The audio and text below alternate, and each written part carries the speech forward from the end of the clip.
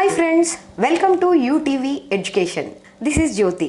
ఎంతో మంది విద్యార్థులను తీర్చిదిద్దాలనే ఉద్దేశంతో 9 సంవత్సరాల అనుభవంతో రిషి ఎడ్యుకేషనల్ సర్వీసెస్ని స్టార్ట్ చేసిన యశ్వంత్ యాదవ్ గారు ఈరోజు మనతో పాటు ఉన్నారు. సో వారిని అడిగేసి మనకున్న డౌట్స్ని క్లారిఫై చేసుకుందాం. నమస్కారం సార్. ఇప్పటివరకు మన రిషి ఎడ్యుకేషనల్ సర్వీసెస్ నుండి ఎంతమంది స్టూడెంట్స్ని మీరు పంపించారు? ఇప్పటి వరకు మేము దరిదాపుగా 1200 మంది పైచలకు పిల్లలను పంపించామండి, తెలంగాణ అండ్ ఆంధ్ర వ్యాప్తంగా. అండ్ ఈ పిల్లలకు గాను అడ్మిషన్స్ వచ్చేసి మేము మహారాష్ట్రలో చూసాము, మేము మధ్యప్రదేశ్లో చేసాము, ఢిల్లీలో చేసాము, అండ్ బెంగళూరులో కూడా చేసాము. సో ఇప్పుడు మన తెలంగాణలో టాప్ బీటెక్ కాలేజెస్ ఏంటండి? తెలంగాణకు వస్తే ఏంటంటే డిస్టిక్ వారీగా ఉన్నాయి top post colleges. Like Hyderabad చూసుకున్నట్టయితే అనుకోండి, మనం నారాయణ కాలేజ్ ఒకటి ఉందండి, మల్లారెడ్డి కాలేజ్ ఒకటి ఉంది, సిబిఐటి ఒకటి ఉంది. అదే మనం కనుక వరంగల్ జిల్లా చూసుకున్నాం అనుకోండి, అక్కడ ఎస్ఆర్ కాలేజ్ ఒకటి ఉందండి, అండ్ వాగ్దేవి కాలేజ్ ఉంది. అలాగే డిస్టిక్స్ వారీగా టాప్ మోస్ట్ కాలేజ్ ఉన్నాయన్న. ఇప్పుడు ఈ బీటెక్ ఉంది కదండి, ఇది మనకి కాలేజెస్లో చేస్తే బెటర్ అంటారా లేకపోతే యూనివర్సిటీస్లో చేస్తే బెటర్ అంటారా? డెఫినెట్లీ యూనివర్సిటీస్ అండి. ఎందుకంటే ఇప్పుడు కాలేజెస్ అనుకోండి, దరిదాపు అక్కడ దొరికే కోర్సులు ఒక 5-6 రకాల ఎక్కువ కోర్సులు దొరకవు. అదే యూనివర్సిటీస్ అయినాయి అనుకోండి, అరౌండ్ 20+ కోర్సెస్ దొరుకుతాయి పిల్లలకి చదువుకోవడానికి.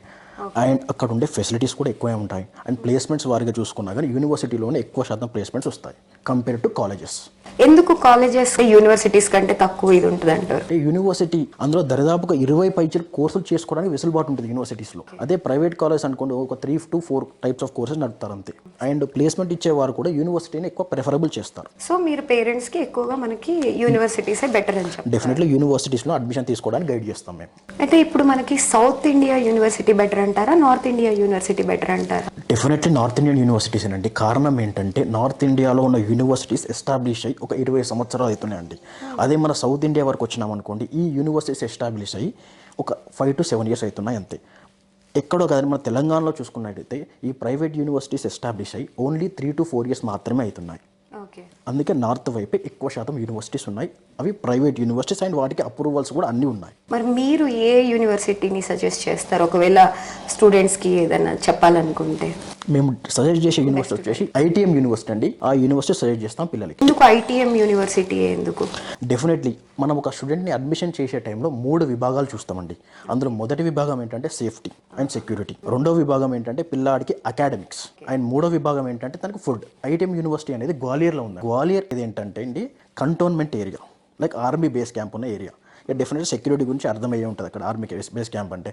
అండ్ సెకండ్ విషయానికి వస్తే ఏంటంటే అంటే పిల్లలకి హాస్టల్స్ క్యాంపస్లోనే ఉన్నాయి. ఇది మేజర్ క్రైటీరియా కూర్చుంటుంది. కారణం ఏంటండి అంటే పిల్లలు గనక మనం అడ్మిషన్ చేసిన తర్వాత వారు బయట ఉన్నారనుకోండి, క్యాంపస్ హాస్టల్లో కాకుండా వాడు చెడు వ్యసనాలకు అలవాటయ్యే ఛాన్స్ ఎక్కువ ఉంటుంది. ఇప్పుడు మన తెలంగాణలో ఉన్న యూనివర్సిటీస్కి అండ్ ఐటీఎం యూనివర్సిటీస్కి గల అంటే తేడా డిఫరెన్స్ ఏముంటుంది అసలు?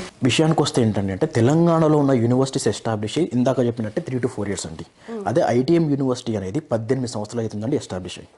First point. అండ్ దీని తర్వాత ఏంటండి అంటే ఆ యూనివర్సిటీ అరౌండ్ 350 ఎకర్డ్ క్యాంపస్ అండి. ఈ యూనివర్సిటీలో ఇంటర్నేషనల్ విజిటర్స్ ఉన్నారు. ఇంటర్నేషనల్ విజిటర్స్ అంటే ఎవరంటే వేరే దేశాల నుండి ఇక్కడికి వచ్చి చదువుకునే పిల్లలు ఉన్నారు. అరౌండ్ 40+ కంట్రీస్ నుంచి వస్తున్నారు పిల్లలు చదువుకోవడానికి. ఇదే కాకుండా యూనివర్సిటీకి ఇంటర్నేషనల్ కొలాబరేషన్స్ ఉన్నాయండి. దాంతో పాటుగా స్టూడెంట్ ఎక్స్చేంజ్ ప్రోగ్రామ్ కూడా ఉంది. స్టూడెంట్ ఎక్స్చేంజ్ ప్రోగ్రామ్ అంటే కొంచెం క్లియర్గా చెప్తారా? స్టూడెంట్ ఎక్స్చేంజ్ ప్రోగ్రామ్ అంటే ఏంటంటే అంటే మన యూనివర్సిటీలో చదువుకునే మెరిట్ పిల్లలు ఉంటారు కదా, అండ్ మన యూనివర్సిటీకి ఇంటర్నేషనల్ కొలాబరేషన్ ద్వారా వేరే కంట్రీలో ఉండే ఇంటర్నేషనల్ యూనివర్సిటీతో టైఅప్ అయి ఉంటుంది. తద్వారా ఏంటంటే మన దాంట్లో చదువుకునే మెరిట్ పిల్లల్ని అబ్రాడ్ పంపించడానికి ఛాన్స్ దొరికింది ఈజీగా. సో అంటే ఇప్పుడు మీకు ప్లేస్మెంట్స్ ఎలా ఉంటాయండి? ఇక్కడ తెలంగాణలోతో పోల్చుకుంటే అక్కడ సైడ్ పోల్చుకుంటే ప్లేస్మెంట్స్ ఎలా ఉంటాయి? డెఫినెట్లీ అండి. అందరూ చెప్పే మాట ఏంటంటే 100% ప్లేస్మెంట్. దానికి ఏంటంటే కొందరు పేరెంట్స్ ఏంటంటే ఆశపడి ప్రాబ్లం ఫేస్ చేస్తున్నారు. అయితే ఇక్కడ వాళ్ళు వేరే వర్డ్ వాడతారండి. ఆ వర్డ్ ఏంటండి అంటే ప్లేస్మెంట్ అసిస్టెన్స్ అంటే ఏంటంటే తోడ్పాటు కలిగించుట.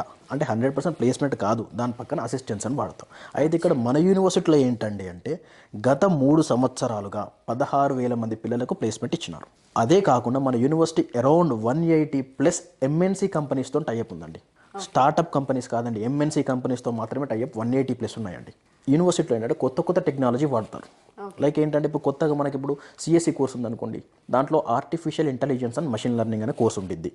దాంట్లో కొత్త విధానం ఏంటండి అంటే నో క్లాస్ రూమ్ టెక్నిక్ ప్రవేశపెట్టినారు.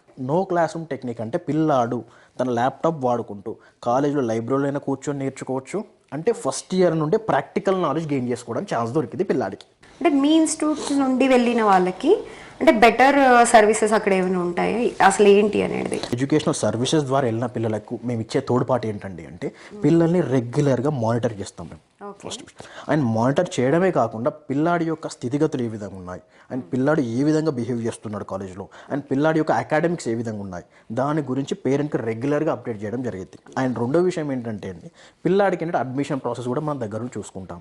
మనకి దాదాపు ఇందాక చెప్పినట్టు మీకు 1200+ స్టూడెంట్స్ అడ్మిషన్ చేశామండి మేము. ఆ ప్రతి పేరెంట్తో ఈ రోజు వరకు కూడా కాంటాక్ట్లో ఉంటాం. 1200 మంది స్టూడెంట్స్ని పంపించారు కదా, అంటే అంతమందిలో నుండి ఎంతమందికి ప్లేస్మెంట్స్ వచ్చాయంటారు?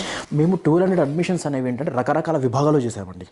ఎంబీబీఎస్లో చేసాము, బీడీఎస్లో చేసాము, బీఎస్ అగ్రికల్చర్లో చేసాము మేము, దీంతో పాటుగా బీటెక్లో చేసాము, అండ్ పారామెడికల్లో కూడా చేసాము మేము.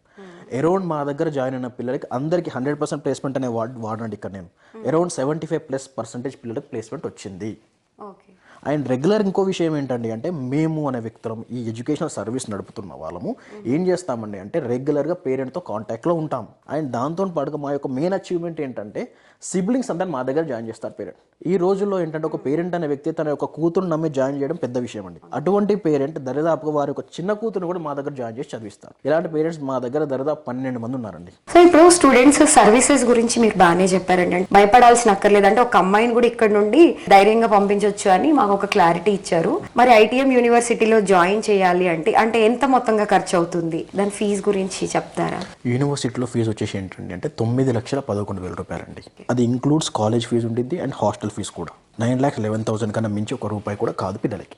ఓకే, ఈ 9,11,000 మొత్తం course full duration of course అండి. పేమెంట్ విధానం కూడా ఏంటంటే మొత్తం ఒకసారి చెల్లించడానికి వీల్లేదండి. సెమిస్టర్ విధానం ప్రకారం చెల్లించుకోవచ్చు పేరెంట్స్.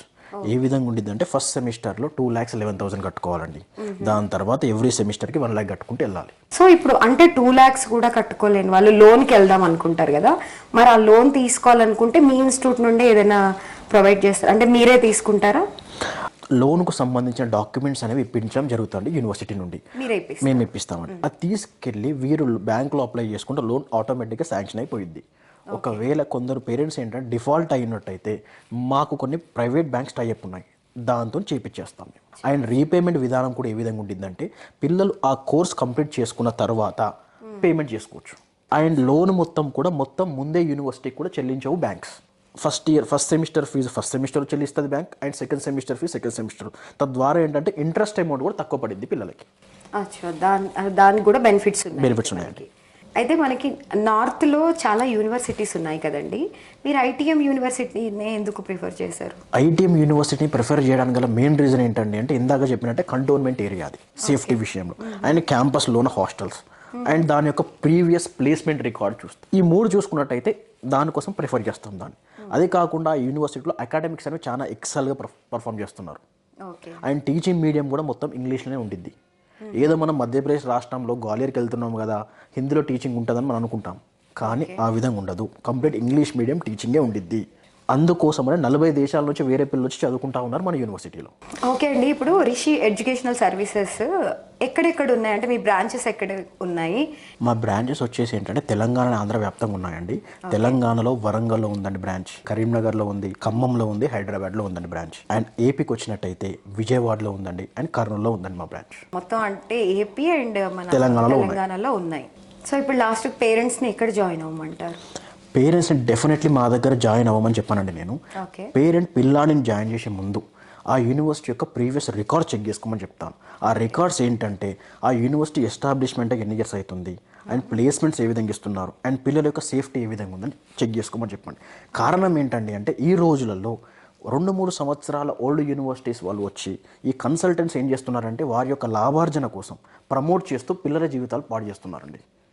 అది జరగకూడదంటే ఏంటంటే పేరెంట్ అనే వ్యక్తి క్లియర్గా యూనివర్సిటీ గురించి తెలుసుకోవాల్సి ఉంటుంది జాయిన్ అయ్యే ముందు. అండ్ ముఖ్యంగా ఐటీఎం యూనివర్సిటీకి ఎందుకు చూడమంటున్నానంటే ఇందాక చెప్పినట్టు కంటోన్మెంట్ ఏరియా అనేది మెయిన్ పాయింట్ అయి కూర్చుంటుంది, క్యాంపస్లో ఉన్న హాస్టల్స్ అండ్ దాని అకాడమిక్స్. క్లియర్గా పేరెంట్ అనే వ్యక్తి దీని యొక్క గురించి నెట్లో సెర్చ్ చేసుకోవచ్చు. వారి యొక్క అఫీషియల్ పేజ్ ఉండిందండి. దాంతో పాటుగా ఈ ఐటీఎం యూనివర్సిటీకి సంబంధించిన పిల్లలు ప్రతి జిల్లాలలో ఉన్నారు. థ్యాంక్ యూ సో మచ్ అండి. అంటే చాలా వరకు అంటే స్టూడెంట్స్కి అండ్ పేరెంట్స్కి చాలా మంచి క్లారిటీగా చెప్పారండి. అంటే ఎలాంటి యూనివర్సిటీస్లో జాయిన్ అయితే బాగుంటుంది, ఎలాంటి సర్వీసెస్ ఉంటాయి అనే దానికి చాలా క్లారిటీ ఇచ్చారు. థ్యాంక్ యూ సో మచ్ అండి.